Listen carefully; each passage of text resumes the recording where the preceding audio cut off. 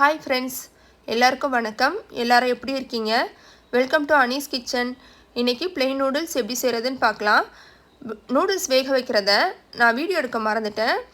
ஒரு பாத்திரத்தில் தண்ணி ஊற்றி, தண்ணி கொதிச்சோன்னா 1 ஸ்பூன் உப்பு, 2 ஸ்பூன் எண்ணெய் ஊற்றி பிளெயின் நூடுல்ஸ் அதில் போட்டு வேக வச்சு வடிகட்டி எடுத்து வச்சுக்கோங்க. இப்போ தேவையான பொருள் பார்க்கலாம். 2 பெரிய சைஸ் வெங்காயம், 2 பெரிய சைஸ் தக்காளி, 1 கைப்பிடி கோஸு, 2 ஸ்பூன் இஞ்சி பூண்டு பேஸ்ட், 2 முட்டை, தனி மிளகாய்த்தூள் 1 ஸ்பூன், குழம்பு மிளகாய்த்தூள் 2 ஸ்பூன். இப்போ ஒரு கடாயில் எண்ணெய் ஊற்றிக்கோங்க. எண்ணெய் காஞ்சதும் லோ ஃப்ளேமில் வச்சு வெங்காயத்தை சேர்த்துக்கலாம். வெங்காயம் கொஞ்சம் அதிகமாகவே சேர்த்துக்கோங்க, நல்லாயிருக்கும்.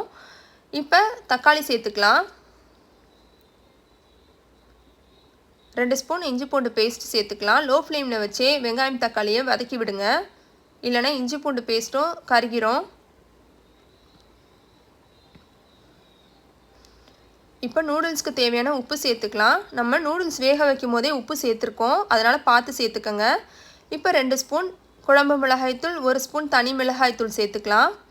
லோ ஃப்ளேமில் வச்சு தக்காளியை மிளகாய்த்தூளோட வதக்கி விடுங்க.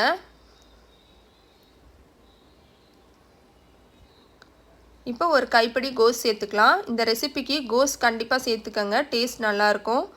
கோஸ் ரொம்ப வேகணும்னு அவசியம் கிடையாது, ஒரு 70% வெந்தாலே போதும்.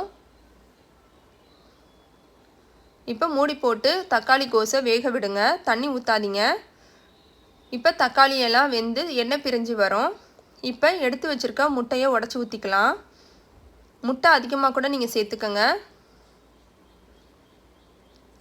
கைவிடாமல் லோ ஃப்ளேமில் வச்சு முட்டையை கிளறி விடுங்க. இப்போ கொத்தமல்லி கொஞ்சம் சேர்த்துக்கங்க.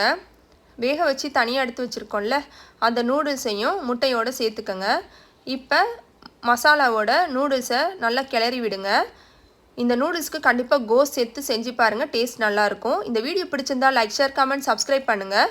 பெல் ஐக்கானையும் கிளிக் பண்ணுங்கள். ஆல் நோட்டிஃபிகேஷனையும் கிளிக் பண்ணுங்கள். தேங்க்யூ ஃபார் வாட்சிங்.